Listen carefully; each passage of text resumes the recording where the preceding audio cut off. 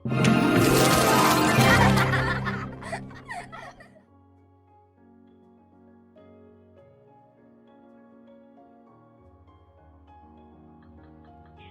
की शादी के बाद वो ससुराल चली जाती है। पीछे रह जाती है भाभी रानी। सिद्धि के ससुराल जाते ही भाभी कहती है, अरे वाह जी वाह, सारे कपड़े मेरे। हाय रे पैंट, अरे वाह वाह, मजा आ जाएगा। अरे ये सिद्धि की अलमारी के सामने खड़े होकर क्या बड़बड़ा रही है? जाकर देख मेहमानों को विदाई की मिठाई मिली कि नहीं। अब हाँ माँ जी, क्यों नहीं, लेकिन पहले कपड़े तो बदल लूं। अब रानी आ जाती है सिद्धि के उन कपड़ों में जो वो ससुराल जाने से पहले घर छोड़ जाती है। अरे रानी, कुछ दिन रुक जाती। अरे ये तो सिद्धि बिटिया को मैंने ही दिया था, बड़ा ही फबता था उस पर, तुझ पर तो कुछ खास नहीं लग रहा। अब वो ना मेरे सारे कपड़े गीले थे तो सोचा पहन लूं। वैसे भी सिद्धि को कौन सा दिन पुराने आउटडेटेड कपड़ों को पहनना है। वैसे भी ये सूट तो मैंने तभी पहना था, वैसे खास है भी नहीं ये। हाँ ठीक है, लेकिन ना मेरी सिद्धि पर तो जमता था। सारे मेहमान चले जाते हैं और सिद्धि ससुराल से मायके पहली बार आती है।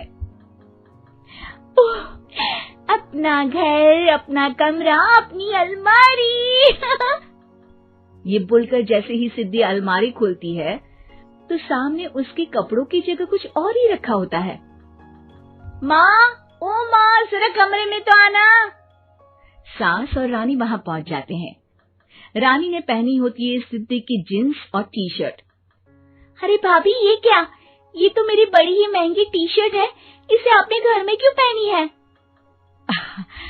अरे बहुत मिलती है दीदी ये चौक की मार्केट में, 150 में। ओ भाभी प्लीज, ये एरोपोस्टल है, 2000 की एक टी शर्ट।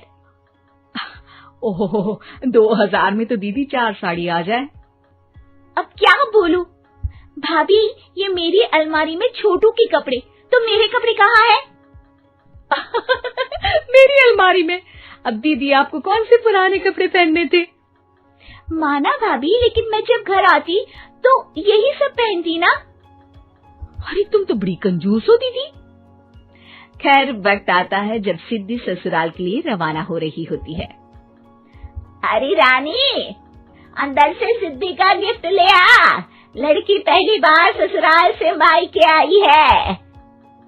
रानी अंदर जाती है और एक सिंपल सी साड़ी लेकर बाहर आ जाती है। ये लीजिए माँ जी। सास बेटी को गिफ्ट देकर ससुराल भेजती है। अगले दिन रानी एक सुंदर सी साड़ी पहनकर सामने आती है। अरे रानी, ये तो वो साड़ी है जो मैंने सिद्धि को देने के लिए दी थी जब वो ससुराल ले जाती, लेकिन ये तूने कैसे पहन ली? अरे माँ जी, ये साड़ी तो मुझे बहुत पहले से ही पसंद थी, लेकिन चिंता ना करिए, मैंने सिद्धि के लिए भी अच्छी सी साड़ी दी है। हाँ। तभी सिद्धि का फोन आता है। क्या माँ, कुछ अच्छा तो दिया होता ससुराल ले जाने के लिए। अरे पहले दिखा दिया होता। ये चमकते हुए पैकेट में नौकरानी वाली साड़ी मत दिया करो माँ। अरे बेटे, वो तेरी भाभी ने ना गलती से उससे पैकेट बदल गया। हाँ, मैं कल ही तेरे भाई के हाथ से तेरा वाला पैकेट भेज दूंगी। अरे रहने दो माँ, आई एम श्योर भाभी ने अभी वही साड़ी पहनी होगी जो तुमने मेरे लिए रखी थी। तुम तो समझ नहीं पाई उनको। खैर छोड़ो, मैं ज्यादा बोलती अच्छी नहीं लगती, रहने दो, आपको उन्हीं के साथ रहना है, फिर बात करेंगे। सास को रानी पर गुस्सा आ जाता है। वो उसके कमरे में जाती है जहाँ वो शादी का एल्बम देख रही होती है।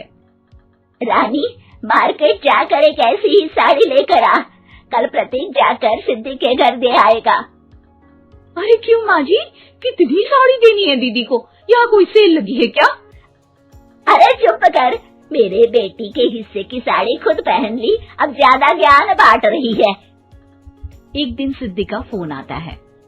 माँ, मेरी सास ने आप सबको खाने पर बुलाया है। सारे लोग सिद्धि के ससुराल पहुँचते हैं। खाना खाकर वो लोग निकल रहे होते हैं कि सिद्धि की सास सभी को गिफ्ट देती है। अरे बहन जी, बेटी के घर का खाना खा लिया यही बहुत है, जो आप ऊपर से गिफ्ट भी दे रही है। अरे बहन जी, आप भी कहाँ इन बातों पर विश्वास कर रही हैं। सास सभी को गिफ्ट देती है, लेकिन रानी को जो साड़ी देती है वो अजीब सी हरे रंग की लाल रंग की बड़ी छाप वाली होती है। अरे छी, ये कौन पहनेगा? सासू माँ को तो जरी वाली इतनी सुंदर, और मेरे लिए ये नौकरानी वाली। अरे भाभी, दरअसल मैं जब भी घर आती थी आप वापसी में ऐसी ही साड़ी देती थी ना, तो माँ ने सोचा कि आपको आपकी पसंद की ही साड़ी क्यों ना दी जाए। बेचारी रानी, बोलती भी तो क्या। सिद्धि और सास रानी का चेहरा देखकर हंसने लगती है, तो रानी समझ जाती है कि अपने ही बिछाए जाल में वो फंस चुकी है।